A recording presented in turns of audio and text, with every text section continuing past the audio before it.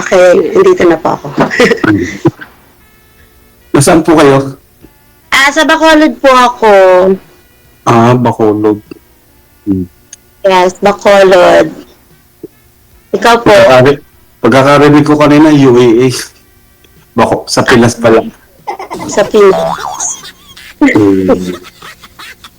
Maulan ba din sa Pinas? Paminsan-minsan ngayon sa amin. Dito pa na yung ulan eh. Hindi na makatok. Nasa Vietnam. Oh, Vietnam. Vietnam. Nag-work kayo doon. Nag-work. May asawa po kayo. Dati meron. Hiwalay. Si Balay na, matagal na. Siguro mga mag-anim na ganun. Anim. Ay, bago pa lang. Bakit ikaw? 16 years na. Hindi ganun jacket yan. Matagal naman. Tutod di ka nag-asawa uli. Hindi. Kasi nga, madaming daming mga iniisip, mga gagawin. Instead na maghanap, maghanap na lang ng paraan para mabuhay ko yung mga anak ko. Ilan ba anak mo? 2. Parang lang naman tayo, 2 pala. Malalaki na sa'yo? 18 tsaka magsi-16.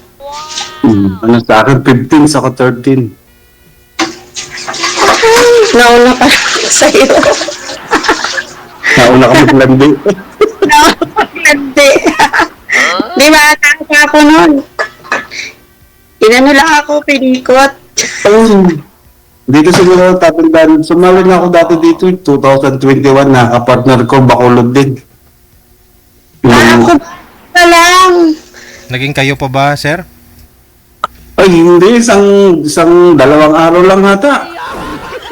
Makulit, sir. Makulit. Saka hindi ko alam kung anong trabaho talaga. Dati sabi niya, di ba, driver? Kung natatandaan mo.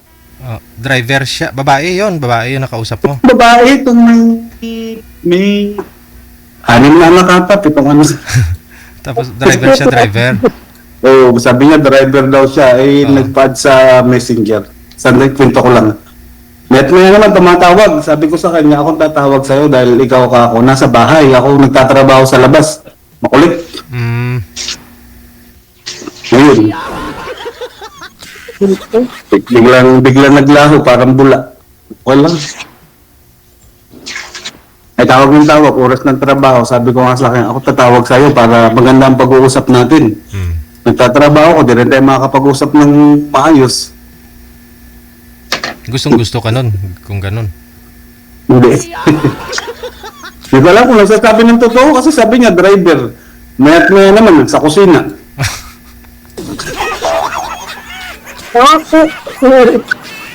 Ano po ma'am? Masarap tumambay sa kusina eh. Mga taba. Oo, tama. Masarap, nakakataba. Oo. Ilan taon na kayo ma'am?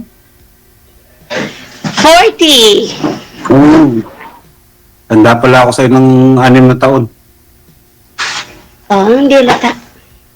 46 na ako dito sa November 23, invite ka. Saan ba yung sa'yo? Sa Pinas? Sa Bataan, Tagalog. Ha? Bataan. Bakit ganun? Wala na bang ibang lugar? Bakit? Yung dati mong asawa, taga Bataan? Yes. Yung sa Bataan? Pwede lang yung silin. Hindi nga, saan sa Bataan? Sa Hermosa. Malayo. Hermosa pala. Sa Bagak. Sa Bagak. Ay, lapit lang din.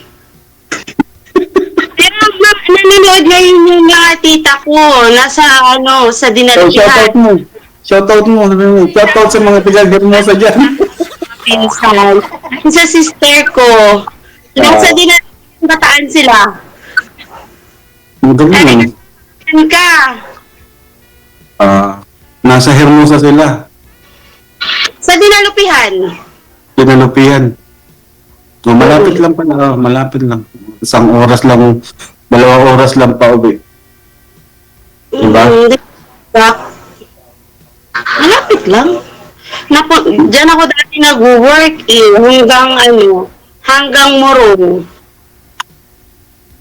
Ikaw, kakarating ka ng Mulong? Oo. Saan sa Nagbalayong? Sa yung resort dyan dati na ginawa ng boss ko sa lagpas ng Las Casas, Pilipinas, di ako Sara. Nakarating ka din doon sa Las Actually, Casas. doon ako na-accident noon. Bakit naman yung trabaho mo doon dati? Sa construction site ako noon. So, bali, nagkakantin din ako doon. Nagkakantin ako sa construction site, saka nagpipero din ako sa company. Anong taon ka nagkantin sa Akosar? Way back mga 8 years ago yata yun. Mga kapatid ko, baka nakatikim ng luto mo. 2 kapatid ko lalaki nagtrabaho doon sa Akosar eh. Sa mga patrabaho doon. Pero nagtrabaho din ako sa nagkantin din ako sa loob ng Ecozone. Ecozone. Sa Hermosa. Hindi ko na alam yung hindi ko na ganong alam yun. Dito lang ako, parting Morong, yan. Pero sa Hermosa, parting Balanga, Lana. Nakakarating. Pero hindi rin nagkatagal. Ngayon nagtagal kong nag-social media. Ngayon na ako nakahanap ng yung nakakilala na taga-Bataan. Ano po nangyari, ma'am? Ba't bumalik po kayo dito sa Bacolod? Iniwan mo yung Butaan, ma'am. Bakit ho? Bataan, sir. Bataan. Hindi ko na po kaya, DJ. Yung maraming pressure na sa yung paghiwalay kasi namin ng ex ko. Sa mga anak ko kasi parang pressure na sila. Wala nang pag-asang magpabalikan. Ala na, pangalawang na yun, binigyan ko na ng chance yun. Ay, bigyan mo nilang 3rd chance, di ba? Ay, wala na. Worst yung nangyari. Ang galing mo. Oo. Bakit ganun? Kapampangan ka? Tagalog nga, di ba? Tagalog sa Bataan, Tagalog. Kapampangan. Tagalog lang. Pure na Tagalog na naintindihan ko. Buti naman. Bakit ikaw, Iloilo ka ba? Ilongga. Ilongga ka ba, DJ? Ilonggo pala? Opo, Ilongga ako. Ilongga. Ay ko! Alam mo yung napanood ko kasi si DJ, gusto ko yung yung accent niya na nagtatagalog tsaka Ilonggo siya. Kaya sabi ko, sali nga rin ako sa ganyan. Ngayon wala di ba sumali dito? First time mo? First time. Oo. Ikaw? Pangalawa na. Kaya lang matagal. 2021 nga. Pandemic pa ba yun? Yung kinukwento kong driver daw siya. Pero kaming drivers. Pati siya naging driver din eh. Siguro kung nakausap yung karpintero, baka karpintero din yun. Sa Vietnam. Sa Vietnam. Para din Pilipinas dito. Para ka din lang sa Pilipinas. Asia kasi. Yung iba ho, sir, yung mga Vietnamese nga, dumadayo pa sa ibang bansa para magtrabaho, no? Pero ikaw, ba't dyan po kayo napadpad? Kasi nga, sir, nagtatrabaho ako dati sa Olongapo, driver ako ng Koreano. Mm. Sa ducting dati. Mhm. Eh, nawalan ng kontrata tong Koreano bago pakilala niya ako sa isang Koreano na kaibigan niya sa Cebu. Mhm. Pinapunta ako ng Cebu. Pagdating ko naman ng Cebu, isang linggo pa lamang nagkaroon ng meeting. Sabi ng Koreano, sino may passport sa inyo? Dahil may passport ako ng bago tiga Olongapo. Sabi niya, dadaling ko kayo sa Cambodia. Magtuturist kayo sa Cambodia. Ay, first time, malang kalam. Pagdating namin sa airport, pareho kaming dalawang hold ticket sa pasok. Wala kaming na hinahanapan kami ng mga supporting paper, mga company, gano'n ay tourist lang. Mm. Bago kinabukasan, pumunta ka ng Koreano, binili uli kami ng ticket, talagang sabi niya sa amin, tignan niyo lamang kung sinong nakapila sa gate ng immigration. Pag nagpalit, pumila kayo. Huwag kayong pipila uli sa dati niyong pinilahan dahil sigurado namukhang kayo. Oh. Nag-try kami, nakapasok kami. Pagdating namin ng Cambodia, doon nagsimula tong visa namin, dito na inayos lahat. Hanggang sa, Na ngayon. ano daw pa, Ngayong sitwasyon mo ngayon. na resident card na. Vietnam. Ayun. Ang Cambodia, bago pinalipat kami ng Vietnam. Isang taon ako sa Cambodia. Bago pinalipat ako ng Vietnam. Pero malapit lang, border lamang lagi ang pagitan, border. Lalabas ka lamang parang lumabas ka lang ng bahay, lalabas ka lang ng gate mo. Paglabas mo ng gate mo, ibang bansa na. Bus lamang, sasakay ka ng bus, 4 na oras.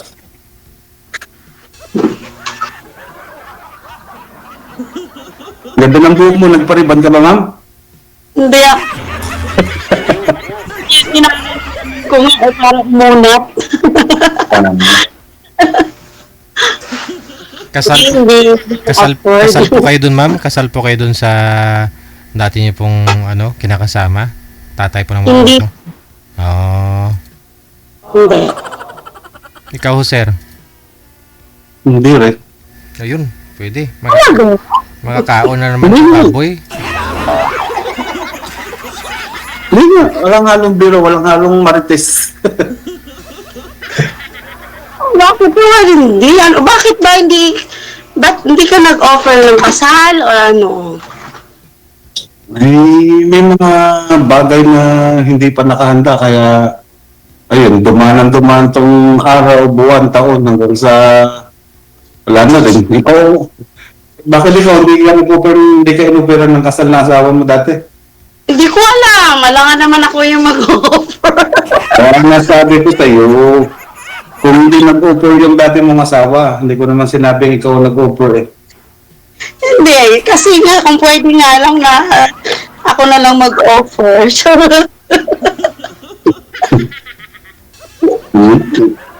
May nagpakasal nga bago maghihiwalay din. parang ganun din iniisip ko noon. Talaga, noon. Ang mahirap ang buhay noon kung pag nangungupahan ka bago isa-isa mo nagtatrabaho. Naging practical ba? Kung may hawak ka konting pera, siyempre nakaalala in case na hindi naman sa inaasahan na may mangyayari. So, unahin mo ba ang pagpapakasal? Sa bagay, sa inyo din kasi naman yun. Pero depende rin kasi yung kasal. Sagrado mga kasal eh, kaya lang hindi mo rin alam kung magtatagal ba, di ba? Hindi mo, minsan malaki ang alon, minsan mahina ang alon. Parehas lang din kasi kahit dito sa ngayon, sa panahon ngayon, kahit nakasal, pag naghiwalay, nagsama uli sa iba, parang acceptable na lang. Hindi, meron po, pagkakalam ko, meron silang kasulatan yan na pinirmahan ng barangay na kasi hindi naman talaga po pwede pagkasal ka bago mag-aasawa ka. Senomar. Senomar ba? Hmm. Akala ko yung pinipila, paano hinahanap sa'yo pagka bago ka Lang. Bago Sinumar? magpakasal, oo, sinumar. Pero pag naghiwalay, bago mag-aasal, ay sa Pilipinas, wala namang ganun, hindi ba? Puro firma lang. Yun sa Pilipinas, yun lang muna yung inaano nila. Legal Pero- separation, then annulment. Ikaw, meron ka na yan. Eh, hindi nga ako kasal. Ay, wala.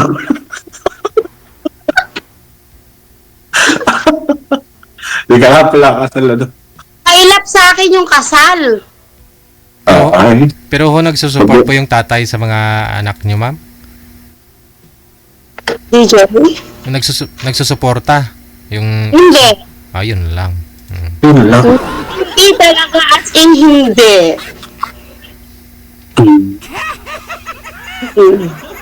Simulat ka, Paul? No. Kasi yung dahilan niya, kung hindi ko kaya, bigay mo sa akin. Ano ba anak mo? Dalawang lalaki, dalawang babae. Dalawang lalaki. Oo, ganun. Tapos, sabi niya sa akin, yung bang parang, bahala ka, maghirap ka, kapag hindi mo kaya, bigay mo na lang sa akin, parang ganun. Yung parang laruan lang, yung toy lang.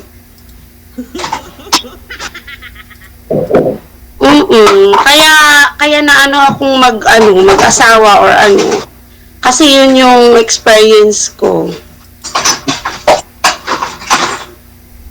Para experience mo, hindi naman natin pwedeng baguhin ang experience mo. Yun ang nangyari sa'yo eh.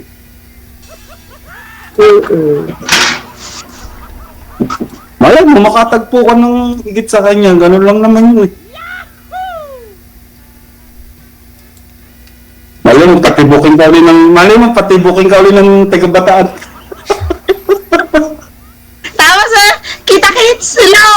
Oo. Mag-reunion na lang tayo sa Balanga para hindi halata. Aray ko. Balang. Ay, naku. Pero dati dala ka din doon. Kasi talagang doon kasi sa Bataan, sumali ako sa mga sectoral group, mga non-government organization. So parang naging chairwoman ng kababaihan ako doon. Wow. Ang ganda. Lala ka naman pala doon. Isnabing mo lang ito asawa mo pag nakita kayo ulit. Ilang years na po ba kayo umuwi dyan sa Bacolod, ma'am? Nitong huli kasi 8 years. 8 years. Oo, mga 8 years na. More. Tagal na. Pero, kung baga nandun lang ako, kasi nga nung naghiwalay kami, is, nagtinda-tinda ako doon. So, nagstay muna ako doon. Tapos hanggang sa hindi ko na nakakayanan yung mga naririnig ko at saka yung mga anak ko. Kaya nag-move kami dito sa Bacolod. Meron akong bahay doon na naitayo na hindi natapos. Gawa nung talagang nilayo ko muna yung mga anak ko. Eh ngayon, yan, bahay mo rin yan sa Bacolod. Ay hindi, nakikitira lang ako sa kapatid ko. Eh, ibinta mo na lang kung hindi natuloy sa Bataan. Hindi na ako uwi doon. Pwede ka na uuwi, ibinta mo na lang ito, pinatayo mo doon. Hindi naman kasi yung lupa doon. Rights lang, di ba? Rights lang din. So, tsaka nag-aaral yung mga anak ko. Kaya, hindi ako makaalis. Malaki na anak mo ah. Isang 18 sa isang 16. 18. Binata niya. Oo. Pwede ka pa makaalis. College na po yun, ma'am? Hindi pa. Oo, college. Isa. Ang 18. Yung isa naman senior electric. Saan ako pupunta? Kay sir, doon sa bahay ni sir sa Bataan.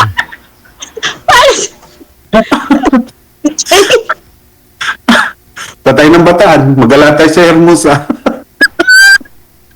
Aray ko. Ano yung mag-reunion? Masaya. Sabi ko nga, mag-reunion sa Balanga eh. Ano mo yung dati mong kinakasama, taga-Bataan din mo? Hindi, taga Maynila, sa Taguig. Nangutahan kami doon bago malayo ang trabaho ko. Sa isang buwan, 3 beses. Yung mga anak mo, nasa sa'yo or... Nasa amin lang, sa Bataan. Ay, talaga? Laka na, 15 lang yun, bago nga 13 na. Maganda. Kasama ko.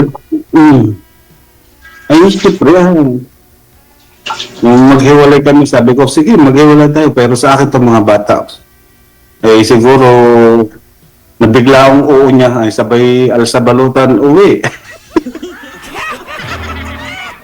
Medyo mahaba kasi yung ano ko, tali ko kaya medyo nagka-second chance pa. After namin unang hiwalay, 5 years, nagkabalikan kami for only 1 year. Ay, sa amin, wala na.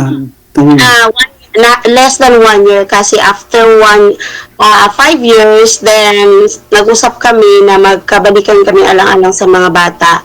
Then sabi niya, 1 year na lang ako dito sa abroad kasi abroad sa pag-uwi ko. Yung pag-uwi niya, that was 40 days only. 40 days kaming nagsama na magkabalikan. Tapos balik niya, sumpul na naman ulit. Walay na naman. Ang ganun talaga. Normal, pakiramdam ko, normal na sa atin sa Pilipinas eh. Even na babae ang mag-abroad. Pag ang babae ang nag-abroad, buong pamilya nang alis, 1 buwan, 2 buwan, maghihiwalay. Ganon din sa lalaki. Pag ang lalaki nag-abroad, ganon din, maghihiwalay. Pero hindi ko alam kung may mga anong issue. Pero nangyari na okay na. Okay na, di ba? Move on na. Move forward na. Nakakapag-lipstick na nga eh. Oh. Kung talagang nag-lipstick ako sabi ko sandali, mag-lipstick muna ako. Naiya ako sabi ko pa naman, makikita ko si DJ, tapos nakasara yung ano niya, camera. Sasaing si DJ. Sabi ko makikita si DJ, talagang sinabi ko yan, sandali mag-lipstick muna ako. Sabi ko gano'n. Tapos nag-invite pa ako DJ May manood. Nanawagan pa ako. Ako. Nanawagan ka. Saka nanawagan, baka sa Bataan ka din nanawagan. Saan pa ako nanawagan? Kasi nandun sila ngayon. Nanonood po ngayon, ma'am. Nanonood ngayon. Dinalupihan Bataan. Baka mabas tayo niyan. Family. Ano apelido? Lagman. Shoutout mo. Hindi, alam na nila. Alam na nila. Ay, sama mo na dito. Invite mo na dito sa usapan natin para masaya. Reunion. Ay, pumayag may video. Ano ba yun?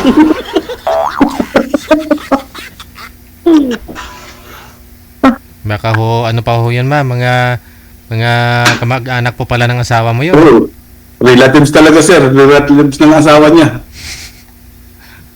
Actually, yes. Isa sa mga relatives ng ex ko, ano masasabing asawa Ex. Anak ng mga, ama ng mga anak ko. Yun lang. Sa 8 years, ma'am, nahiwalay o hindi pa ho kayo nagka-boyfriend? Talaga? Hindi pa. So, anong pong pinagkakabalahan niyo po dyan sa Bacolod? Trabaho mo? Part-time lang yung work ko kung ano lang. Model? Ano?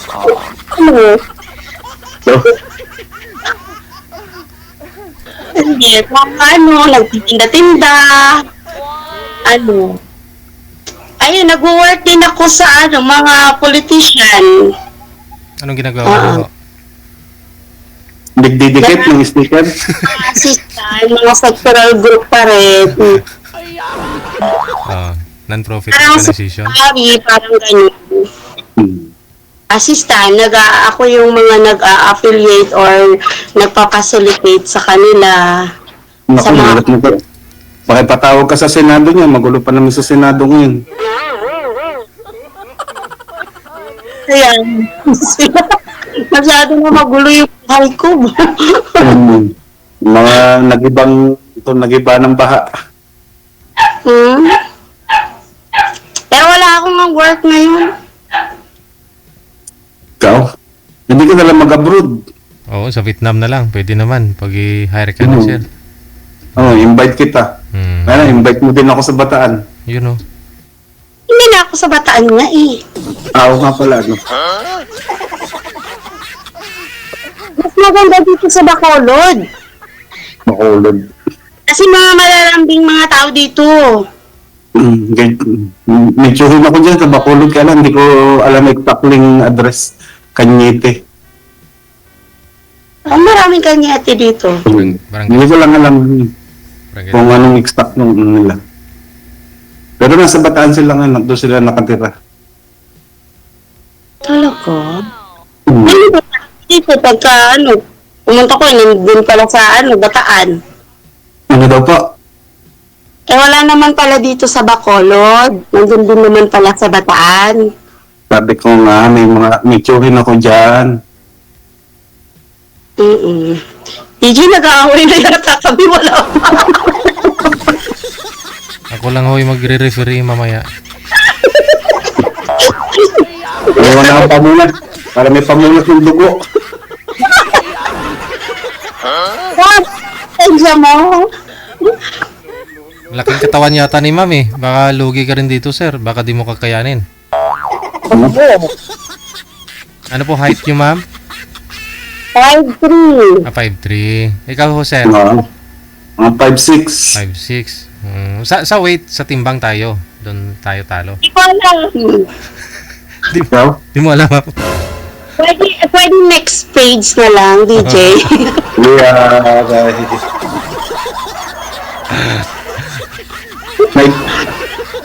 DJ? Next page na lang. Sige. Next chapter, pwede na yun. Hindi mo mahalata ka, di ba? Yun yung pinaka-sexy daw ngayon eh. Chubby. May kamukha ka nga, yung vlogger. Sino, May kamukha ka lang. sino yun? Tom Sir, itong natawa dati ni Tom Sayer. Hindi ko nga po alam. Hindi ko kilala yun eh. Kamukha ng asawa ni Tom Sawyer. Doon dati kahawig niya. Mm, Ganyan din ang mukha. Hugis papaya. Paya. May tumatawag sa akin ko. Tumatawag yung ex mo, ma'am? Tumatawag ka ex mo. Ko, kasi nag-uusap nga kami, sabi nga, nandun yun sa Bataan yung ate ko, kukuha daw ako ng ticket. Binubuli nila ako, baka daw makita ako ng ex ko or ganun. Babae. Kasi minsan lang din pumunta ng Bataan yung sister ko. So, nakontak nila yung kapatid kong kukuhanan ako ng ticket, pupunta lang akong Bataan. Ayaw pumayag ng mga anak ko. Sabi ng anak ko, siya na lang. Napaka-landing yung anak ko.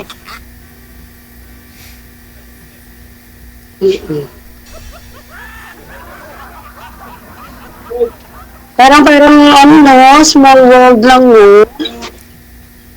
Hindi, kala ko nga kanina, OFW ka. May nakita ako naglalakad na nakahubad sa Pilipinas. Naku, kasi hindi na ngayon dito. Sinong nakahubad, sir? Yun, anak. Ayun, sir. Anak Anak ko. yun siguro yun. Binata na.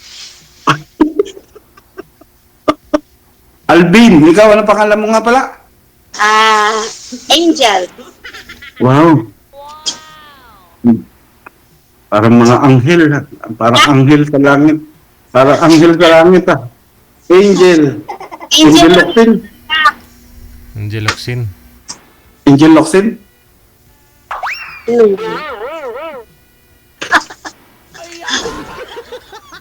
Wala lang, Locsin na lang. Ah. Angel.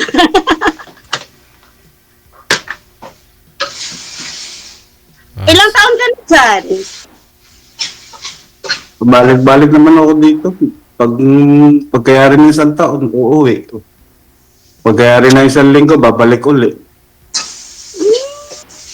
7:45 na pala. Anong oras na yun dyan? 7:45. Nang gabi? 8:45 sa atin. Isang oras ang una ng Pilipinas.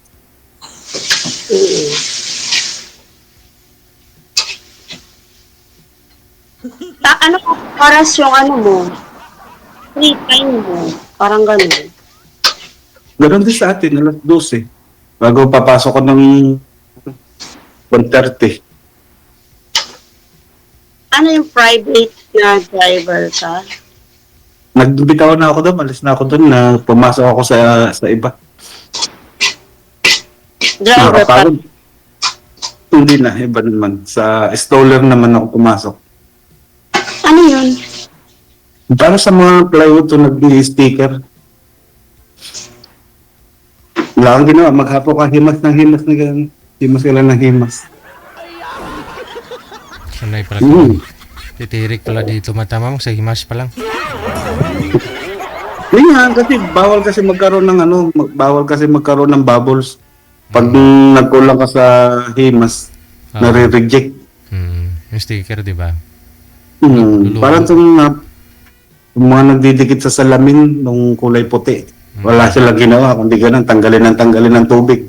Kasi pag may naiiwan na tubig, Pag natuyo. nagiging nare-reject ang trabaho. Kailangan Susan Himas, DJ. Oo, kailangan galingan sa paghimas. Hanggang lalabas yung tubig sa sticker. Nilinis. Kaya ba? Alam sir, matatakot na makipagkita yan. Sasabihin, nako, tigabataan nito, mahilig humimas. Oo. Baka lumabas ang Baka- tubig ko. Baka gawin akong manok nito. Mami, mahilig kang magsabong. Hindi naman, napag-usapan lang manok, mahilig agad. Pag napag-usapan ng manok, mahilig agad magsabong. Anong ba yun? O pag nausapan ng babae, mahilig ka sa babae, ganun agad yun. Napag-usapan ng himas, mahilig ka maghimas. Hindi, nagtatanong pa. Kung sinasagot lang kita, DJ, nag-aaway na kami.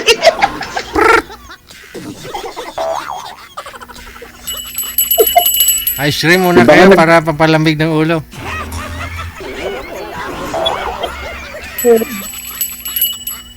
ice cream, ice cream. Sige ah. Connected na po kayo. Tuloy-tuloy lang ang usapan. Maraming salamat sa time. Good luck. Thank you, sir. Thank you, sir. Bye. Okay.